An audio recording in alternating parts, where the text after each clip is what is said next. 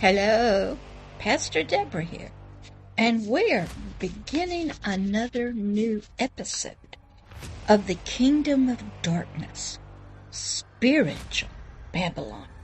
We've been working through a book I wrote years ago when I was having to learn and understand the Kingdom of Darkness and what it was. God had given me precious people from it.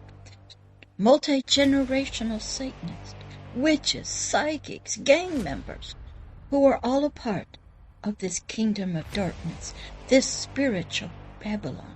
They were all Manchurian candidates. They all had multiple personalities. They all had spirits that were broken and yet trapped in spiritual Babylon, being moved in and out of their physical bodies all the time.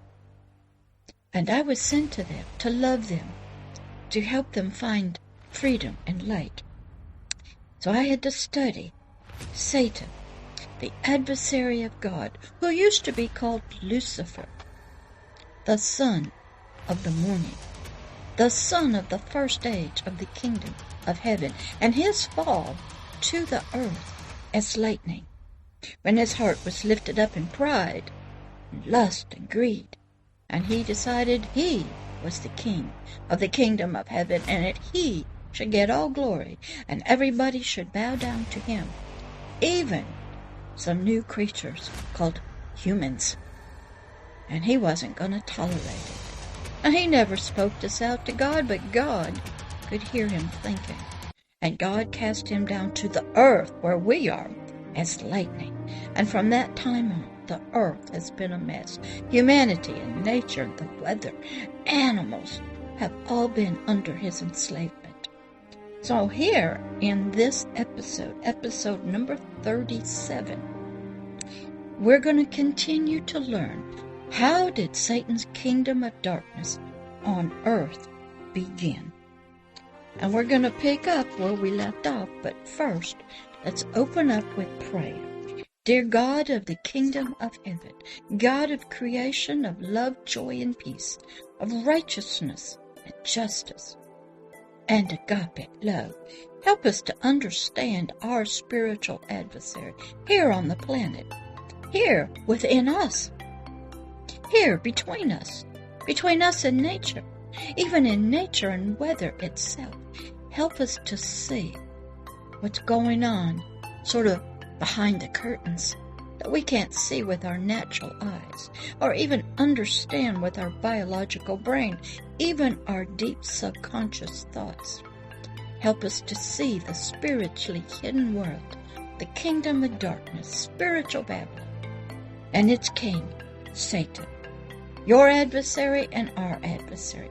Teach us, guide us through your wisdom and with your truth, so that we may know our true enemy and how to do battle here on earth for your glory, for the kingdom of heaven and its righteousness and justice. In your name, amen. All right? We are picking up, and as I said, in episode number 37, we had been talking about this guy named Lucifer. He was one of the three archangels of God. There is Michael, Gabriel, and Lucifer. Lucifer meant son of the morning, light bearer. But what he really was the son, the offspring of the first age of the kingdom of heaven, the spiritual territory that's unseen to our eyes. Well, his heart got lifted up because of all of his jewels of his body, which we'll talk about later, of his glory that God would speak into him and God's light shined out, and all of the honor that he was to pass on to God. He had built his own kingdom within himself, and his heart became the king. Lucifer's pride was lifted up to be the king of himself, not this God of the kingdom of heaven, his creator. Lucifer's pride desired to have a kingdom, and he would be its king. Lucifer's pride needed to crown himself, and he did, and place himself on the throne of his own heart Have you done that? Many of you have. Look at me, my accomplishments, my goals, what I have accomplished. And you lift me up. Every year you talk about me. This is my goals, my desires, my plans. This is all because of me. You got a heart just like Lucifer. Lucifer, the new king and lord of himself. He needed subjects to worship him and serve him. So now we begin episode number 37. You see, Lucifer knew the pattern for a kingdom. Being a king and what it meant. He had been in God's kingdom, called the kingdom of heaven, and he had served the king and this Lord, his Lord, the owner. Even in many earthly kingdoms we have kings who are lords, who they consider the land and the resources and everything and the people, the wealth as theirs. They're serving in the spiritual kingdom of darkness, not in the kingdom of heaven.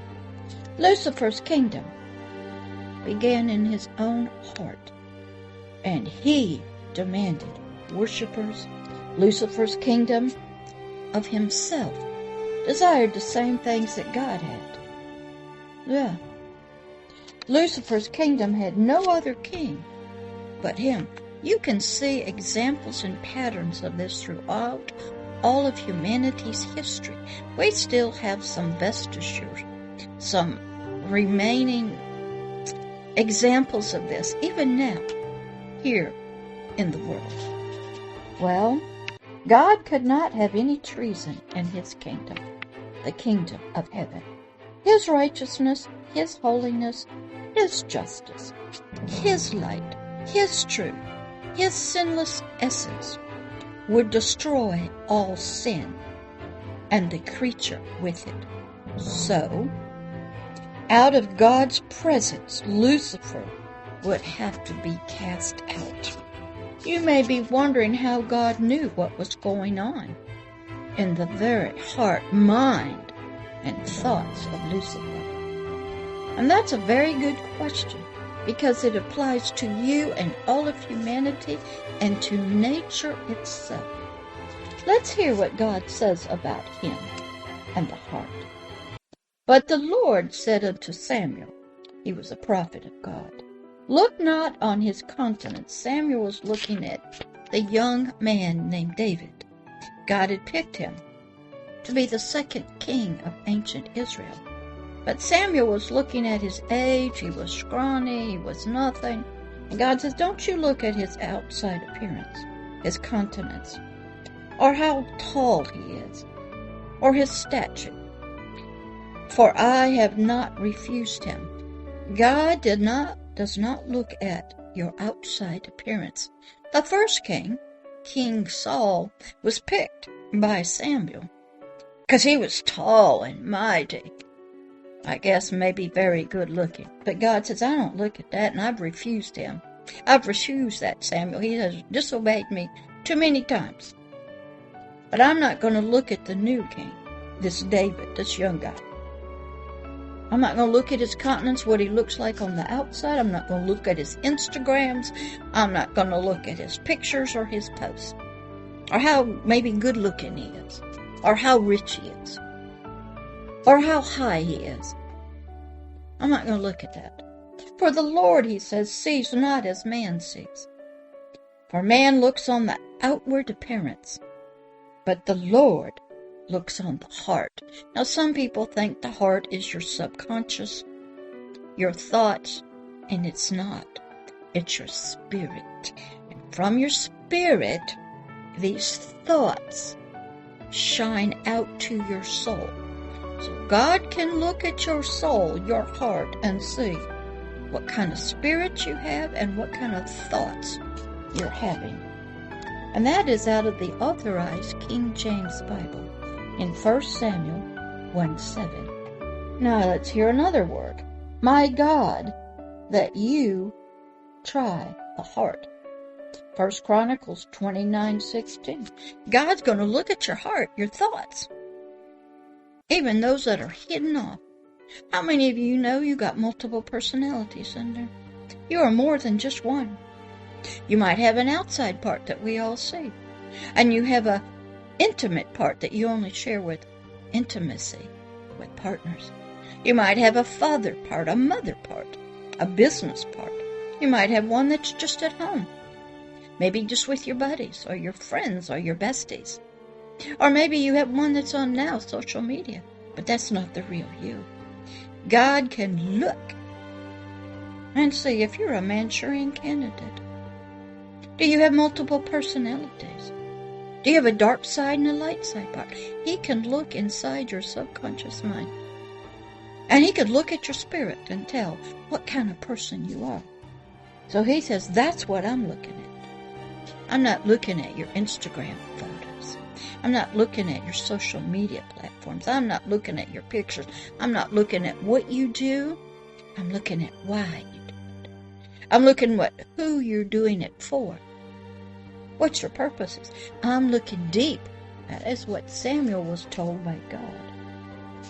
He tries, he tests, he looks at our mind, our thoughts, our feelings, our goals, our desires. Well, he can see what you are hiding.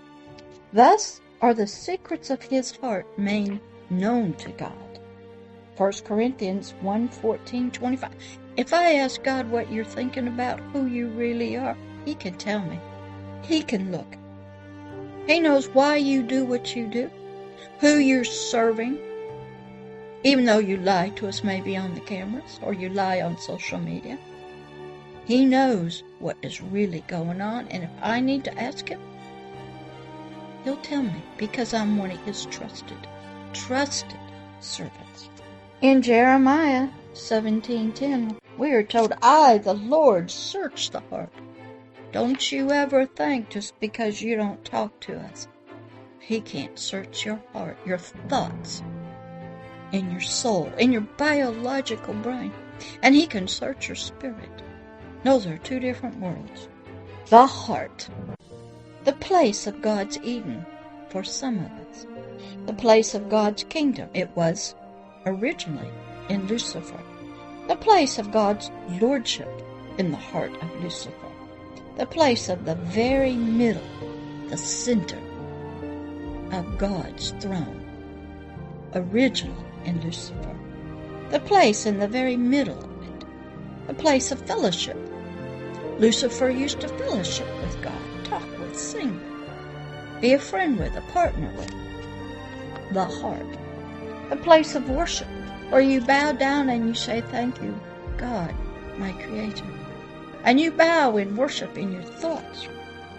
It's the place of truth and light.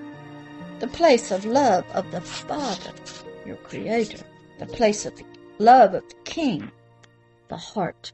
The place where Lucifer became a traitor. The heart. The place where high treason was committed against its king, the king of the kingdom of heaven. The heart of Lucifer, the place of violence towards his Lord. The heart of Lucifer, the place of pride. The heart of Lucifer, the place where the land became a wilderness. God left. God took his glory, his gifts, his light, his truth, gone out of Lucifer's heart. The heart of Lucifer, the place where the land was now dry. There was no rivers of living water flowing into it. No milk of the word, no warmth, no rain. The heart of Lucifer, the place where the land was not yielding its strength for food, for nourishment, for new knowledge and truth to Lucifer. The heart of Lucifer, the place where the land was now barren. There was no God, no light, no truth, no beauty, just hate and greed, lust, more greed, lies, and even murderous thoughts towards his Creator. The heart of Lucifer became the place of darkness, confusion, ignorance, hate. The heart of Lucifer, the place of the kingdom of darkness, spiritual, Babylon. The heart, the place of a dominion of a king and lord. Lucifer became Satan.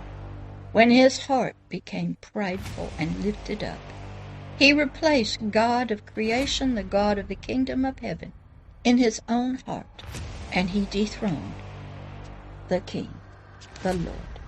The heart of Lucifer, the throne room of a Lord. Satan became Lord of his own life.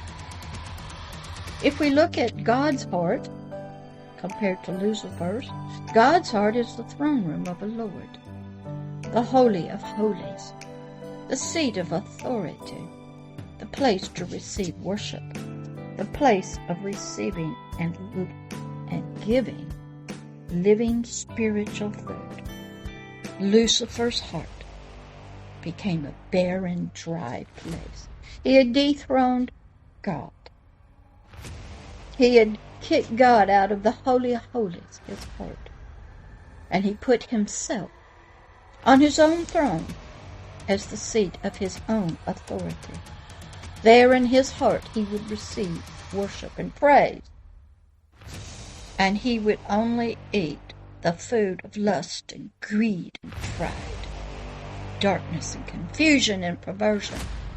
And my question to you, has that happened to you? Is that your heart now? Your spiritual heart, as well as your heart, your mind, and your soul.